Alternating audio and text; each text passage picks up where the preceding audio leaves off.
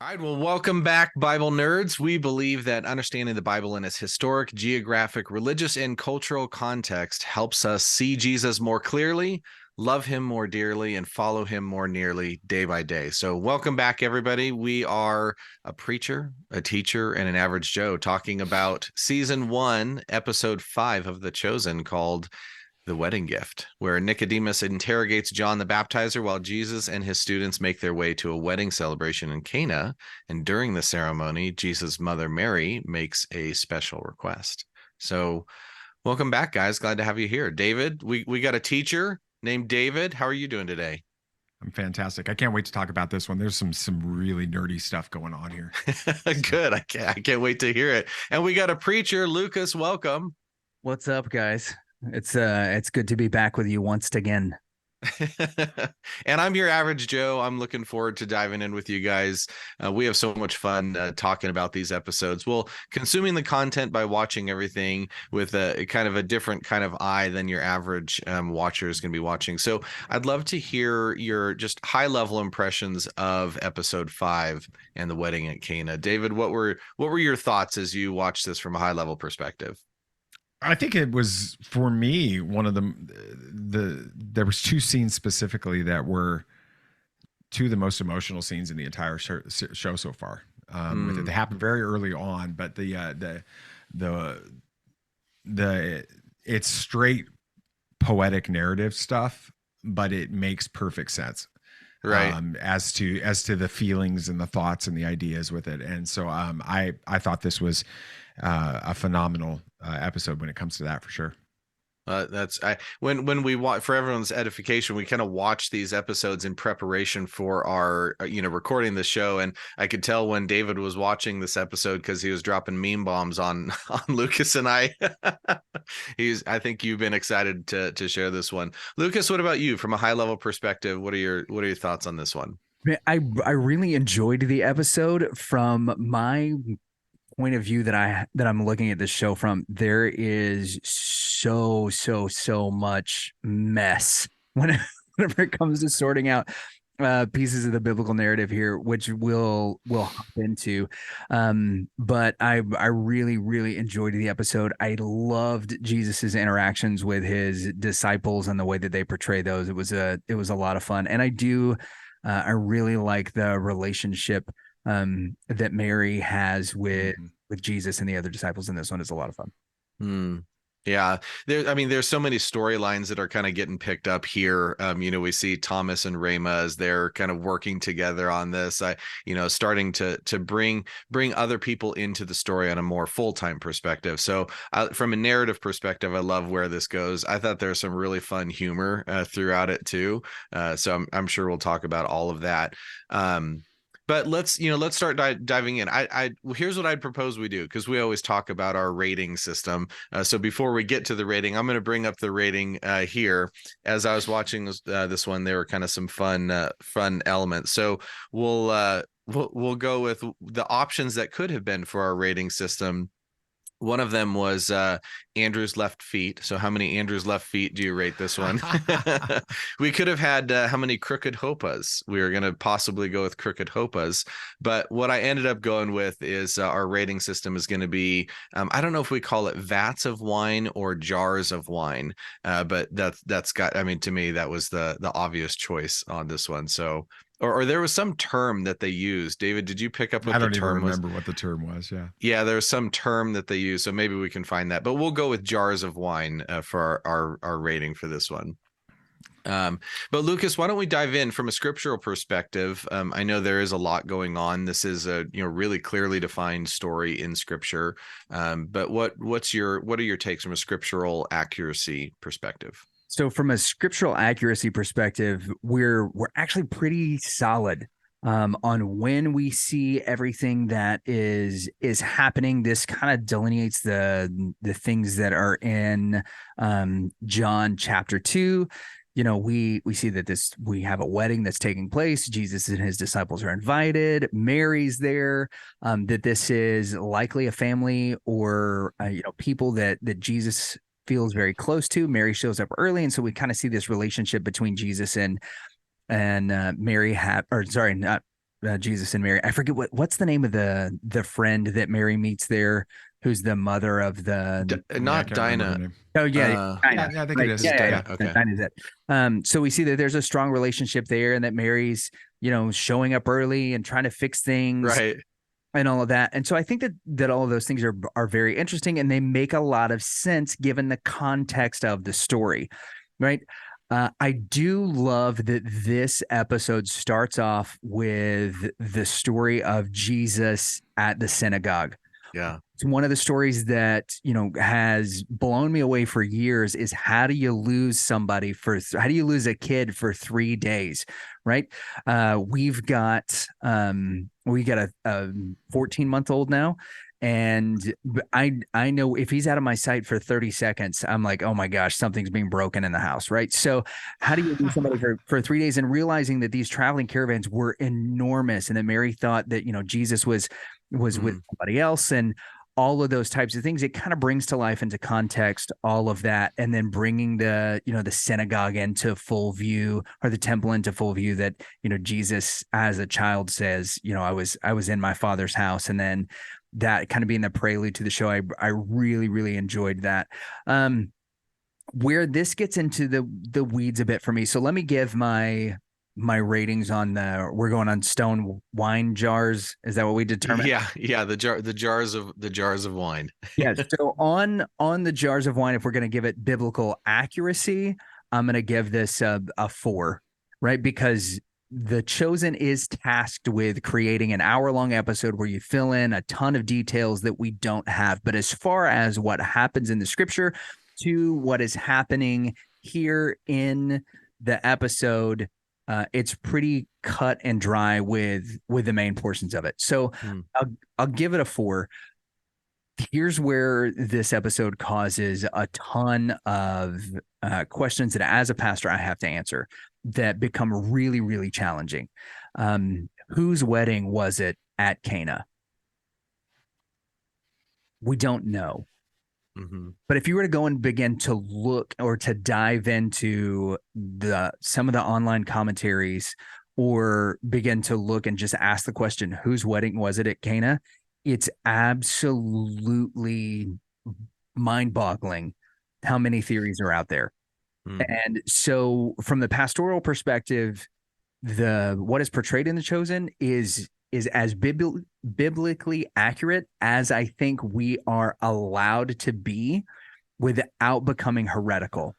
And here's why. It's because it's likely, given all of the details, that this was the wedding potentially of maybe one of Jesus's not just closest friends, but potentially even one of his disciples. It may have been Nathaniel's wedding who took place. He kind of fits all the parameters and all of those kinds of things, but the scripture doesn't give us enough to say that. And so I think if the writers of The Chosen were to have made this Nathaniel's wedding, that now you're in a place where you are creating a biblical controversy where one doesn't need to exist. So I think as many poetic liberties as they took, they really did a wonderful job here of erring on the side of caution, because it isn't clear that that's who it was. And to make those leaps, right, even if they feel like small leaps, I feel like that would have been inappropriate. Now, there are some people out there, and we see this primarily because of things like the Dan Brown novels that became so popular,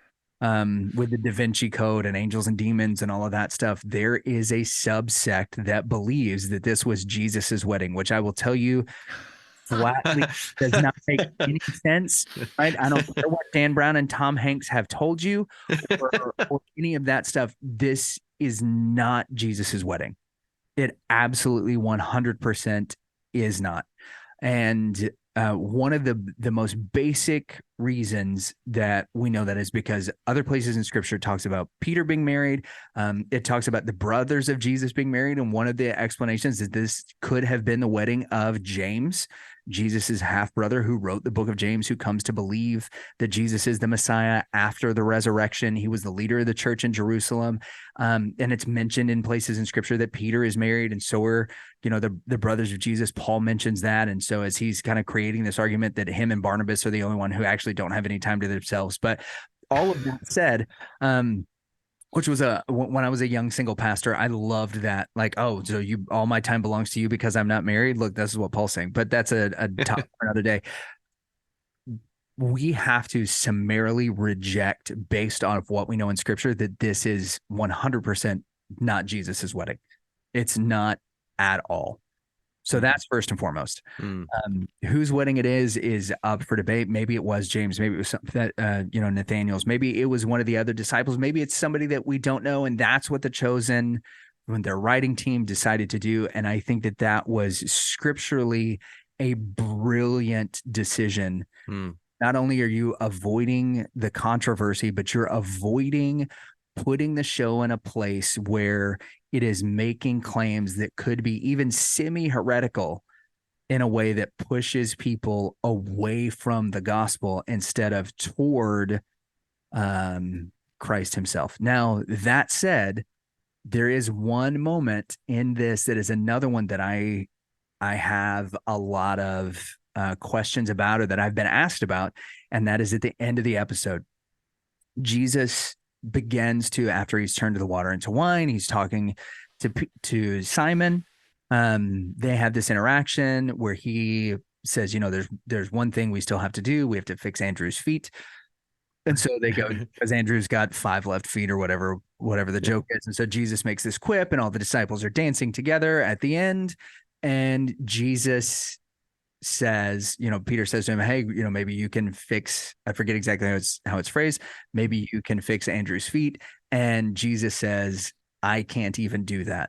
Yeah. There's some things even I can't do. Some things even I can't do. And so is that something that Jesus would have said? What does that say about, the limitations that potentially Christ put on himself as a member of the Trinity whenever he was in his incarnate form, and all of these types of things? And this has become one of those things that in this particular episode, again, if we were to look things up, man, this is a very controversial line, and I understand why people take issue with it.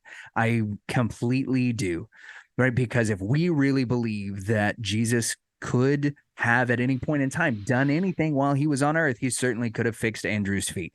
And understanding that this is also one of those things that is all poetic liberty within the context of the show that this quip was made. So how should we look at something like that based scripturally? That's a tough question. And it's one of those things where you have to look at the personality of Christ, not necessarily that's in the scripture, but what they're portraying in the show. And that is one where he is creating joy, he's creating camaraderie, and a Jesus that is on the surface a little sarcastic. And I don't know that that is an unscriptural portrayal, especially if you look at the interactions that he has with his disciples and with the Pharisees, is that there is a little bit of sarcastic humor. There's not a harsh edge there. He's not rude in any way, but the idea that he may have said something like that, I think, is plausible. Is it something that would have been 100%, true?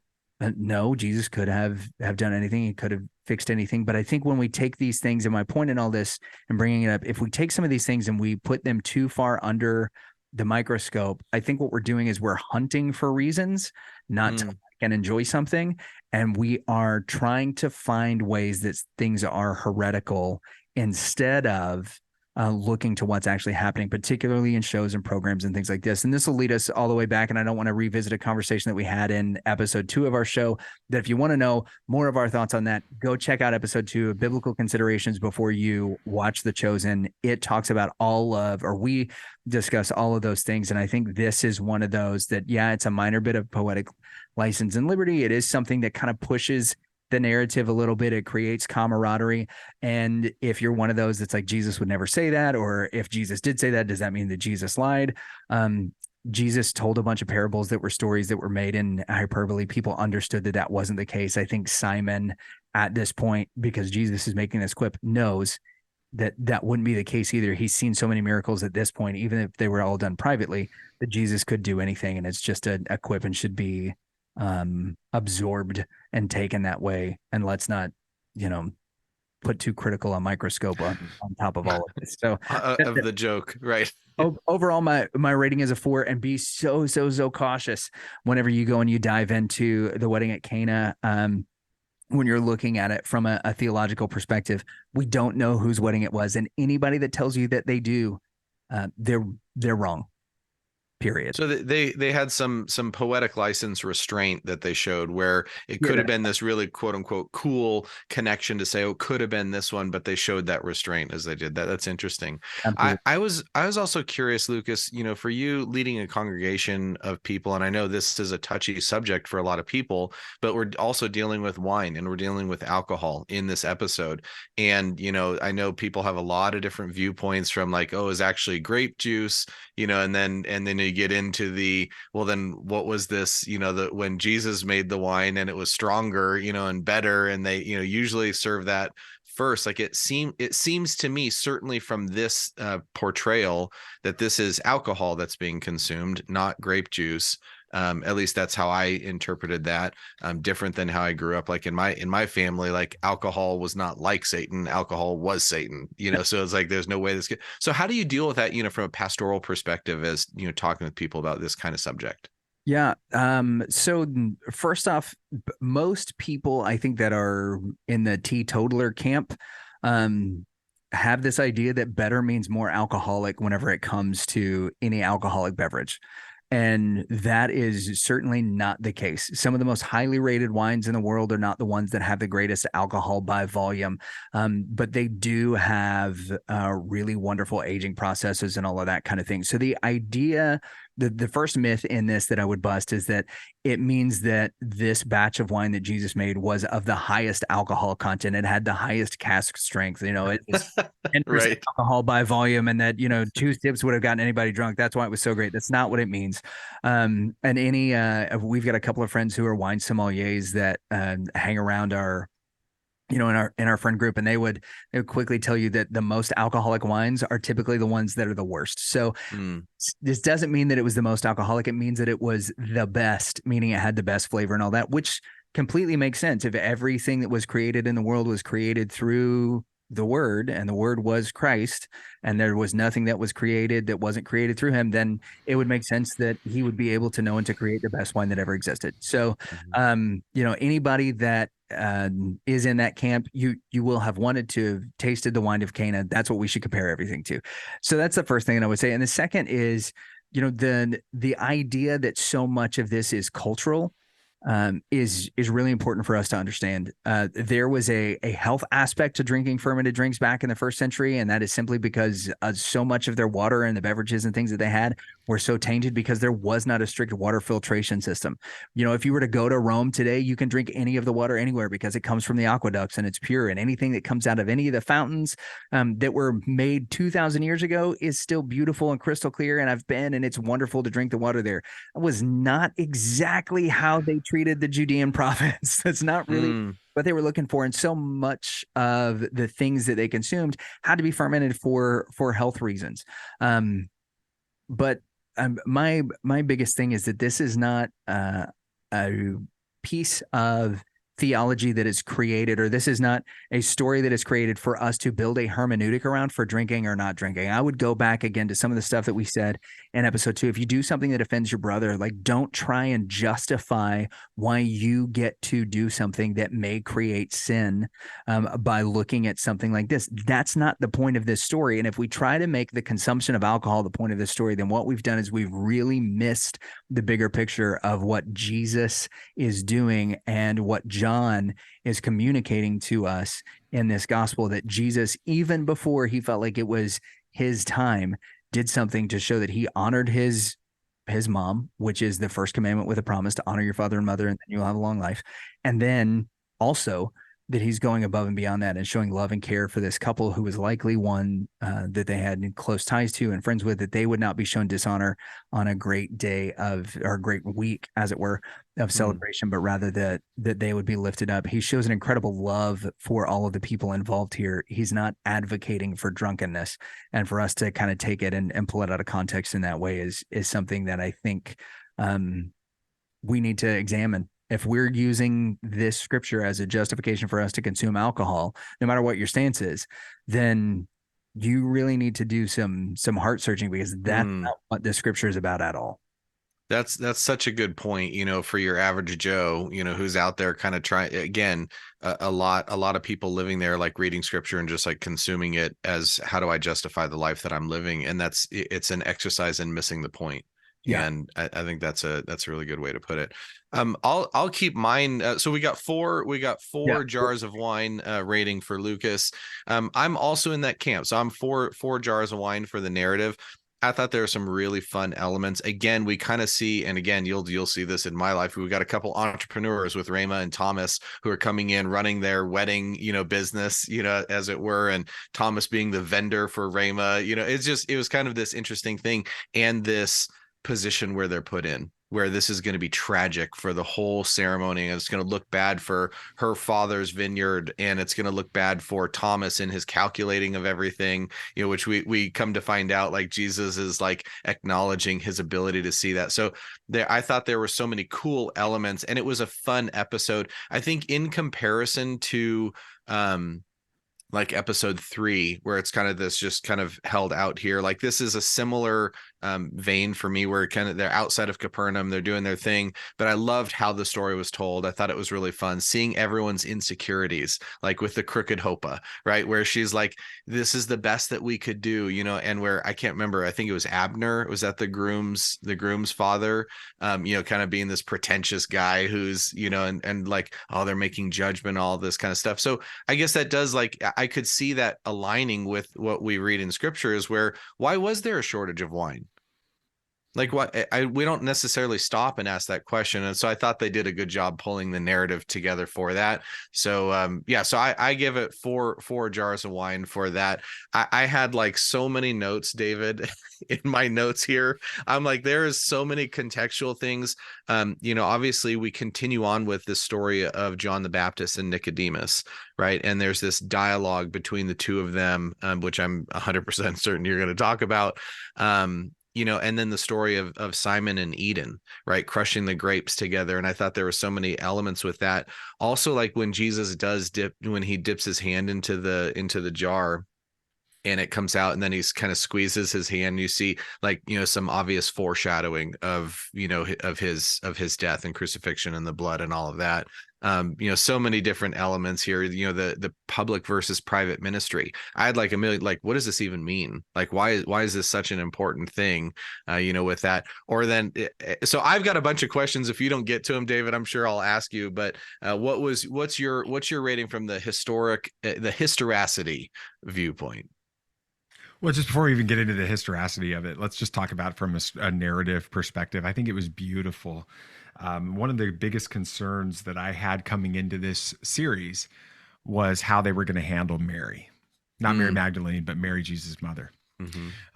With it. And, they could have gone down a very, very Catholic direction with it, or they could have just done it badly, right? And I think it's such a needle to try to thread. And I felt like they introduced Mary in this episode in such a powerful way. And I think it's interesting, if you guys, I don't know if anybody else has gone back and watched any of the Chosen roundtable conversations that they have, but after every episode, they have available for every episode, Dallas Jenkins having a conversation with an evangelical seminary professor, a messianic rabbi that Joe and I have met, that we know, Jason Sobel, and then a Catholic priest and scholar with it.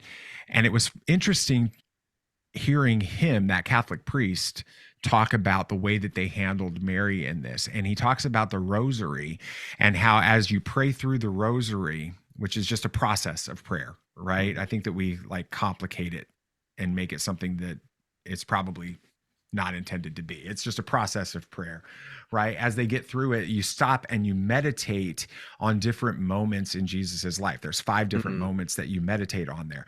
One of those moments is Jesus at the temple when he was 12 with Mary and all of that. And then the very next moment in that meditation process of thinking about these moments in Jesus's life is the wedding at Cana. And so for them to tie those two together, the way that they did was actually, I thought that was a really, really kind and thoughtful and well done way to speak to those that are watching this series that come from a more Catholic perspective with that. So I thought that was beautiful. I loved, going back to staying on the narrative, going back to the explanation that 12-year-old Jesus gives when he says, "Didn't you know that I'd be in my Father's house?" Like, right? We know that phrase, right? The way that they interpret that was, "Well, Mom, you told me to be with my Father." Right. And so as a dad, I'm like, "Oh, that makes perfect sense." She said, go hang out with you're going to go with your dad. Jesus took it literally. And he's been at the temple with his father the whole time. Like, and so it takes the edge of that passage a little bit away, that I've always kind of felt like, wow, Jesus, whoa, Right. I mean, that's a little Don't bit, talk back to your mom. Yeah. I mean, and so I just thought, I loved the interpretive choice that they made on that. I would say narratively though, and we can come back to this in a little bit. I loved the conversation with Simon and Eden. Not just the wine and the grapes and all of that, but that interaction where Simon comes back and he's elated and terrified. He's elated that Jesus has called him to be his disciple, and he's going to share that. And they even touch on it in this episode so much more effectively than they did in the previous episode, which we talked about on our conversation about it. They talk about it more.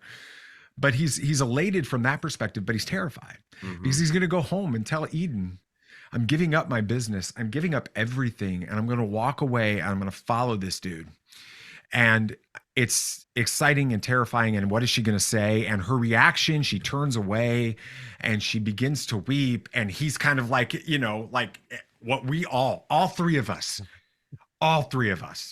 would feel the same things that Peter or Simon is feeling in that moment, right? Of like terror, but also empathy and all of this. And she turns around and she's like, "Why would I be upset?" And it was just like, oh, that grabbed me like something fierce. So that was that. The whole Nicodemus storyline in this is all poetic narrative, right? It has no validation scripturally with this. But I love the conversation between Nicodemus and John the Baptist, or John the Baptizer, as they call him in this. John the Immerser is the way some people would describe him with this. And the verse that I sent to you guys is why he quotes this, right? Yeah. Why did he's like, Jesus, or Nicodemus is like, "Who is this? Who is this that you're foretelling?" Right? Because he explains, "I'm the voice of one crying in the wilderness, prepare the way of the Lord." And he's like, "Well, who are you coming before? Who are you announcing?" And he responds with this verse from Proverbs 34, which is so loaded with significance, with prophetic significance in some ways, right? It's like, and he says, and it's like, it's beautiful, the reaction, right? Who's captured the wind in his hands? Who's made the earth? Who's made the skies and all this other? What is his name and what is his son's name? Which is actually the question that, if I recall correctly, the actual question that Nicodemus asks John in this is, "What is his name?" And he quotes that verse back to him.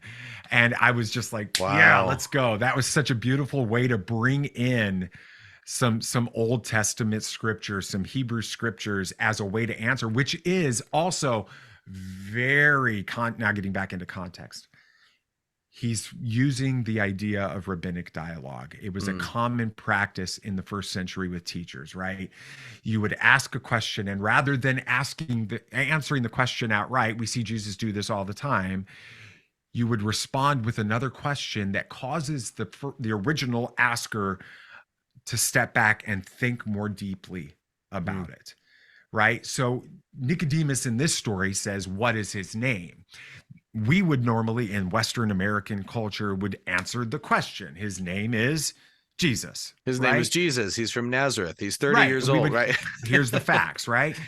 And what John the Baptist does in this is, by quoting that passage, he's actually causing Nicodemus to think about God, about theology, about what Solomon or Agur, I think is what it was in Proverbs 30, wrote about this. You know, what does this mean, right? It causes Nicodemus to think more deeply, and I thought that those moments were beautiful. And then he has a visceral response to it. He's like, you He need to shut does, your mouth. Like, you need to yeah. stop this, or this, This is, yeah, absolutely. You're like, wait a second, you just claimed that whoever this is divine in nature. Mm, And I think that that's huge, right? yeah. So I can't wait to see where it goes narratively, right? Mm. Because we're going to get to that point soon, I'm assuming, where Nicodemus does come to Jesus at night in Jerusalem after the Passover, and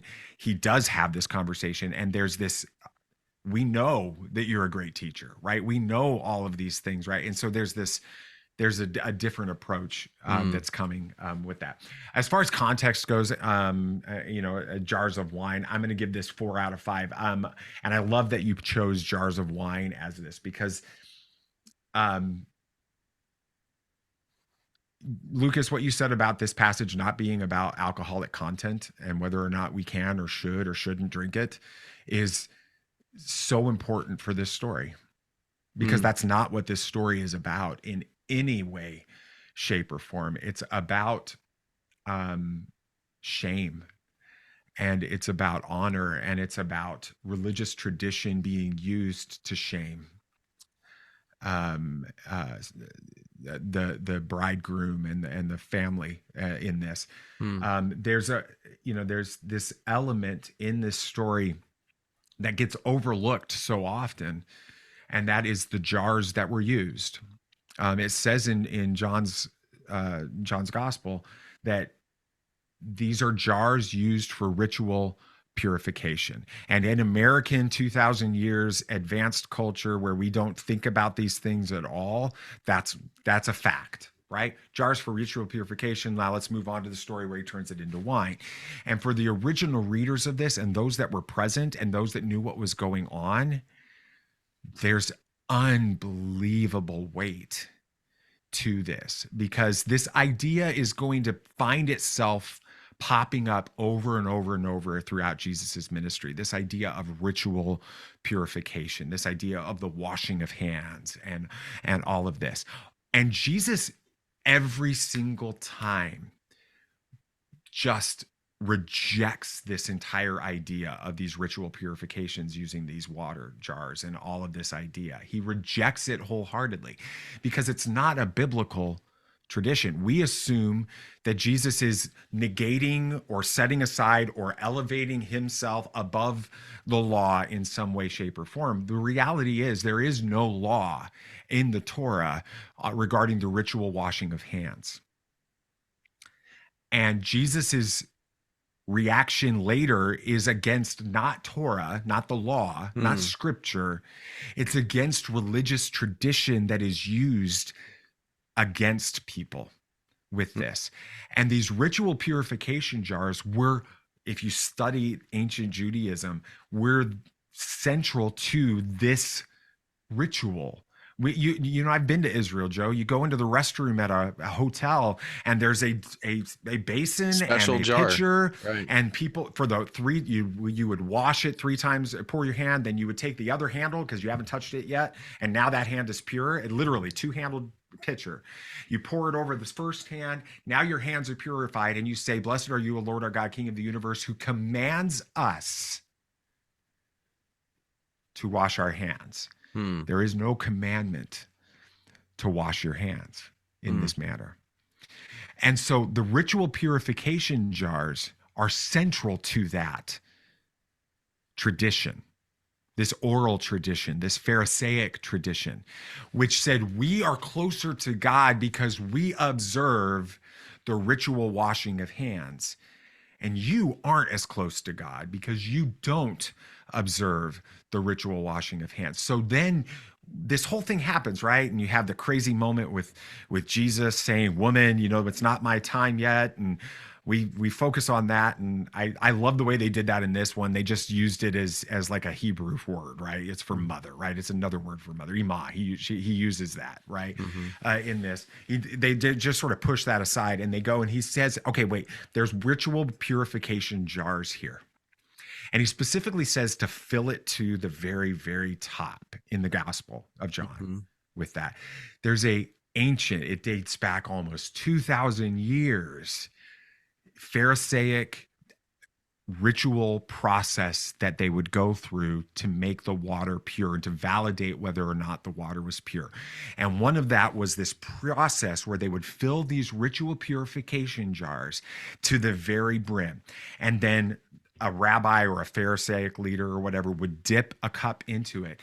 And they says in the ancient Jewish writings that if there's the slightest taste of wine in that water, then the entire jar has been rendered ritually impure from that point forward. Wow. So now Jesus's first public miracle, which we haven't even talked about the fact that he like did the fish thing and he's been healing people up to this point, but now he's doing his first miracle, which I think is out of order. But anyway, we've got this moment where Jesus says to those that the servants, right? They know exactly what's going on. They know their ritual jars. They know the tradition around this. You're at a Pharisee's house almost certainly because he's got ritual purification jars. And he says, go fill it all the way to the brim with water. And they know what that means. And then they take a cup and they take it to the master of the feast. And he says he doesn't know where it's coming from. Right. In the gospel narrative, it doesn't say he knows where that water came from, where that wine came from, right? Because he celebrates this. He takes the wine and he's like, this is the best wine I've ever tasted. So the servants and Jesus and his disciples that are present are like, whoa, what just happened? And nobody else seems to understand what has gone on. And Jesus has begun to destroy the religious tradition that is being used to separate God's people from each other with it. And I think that for me, that's without a doubt the highlight of this episode. That's awesome. So your jars of wine rating is 4, and then you just that's the moment for you as well, David.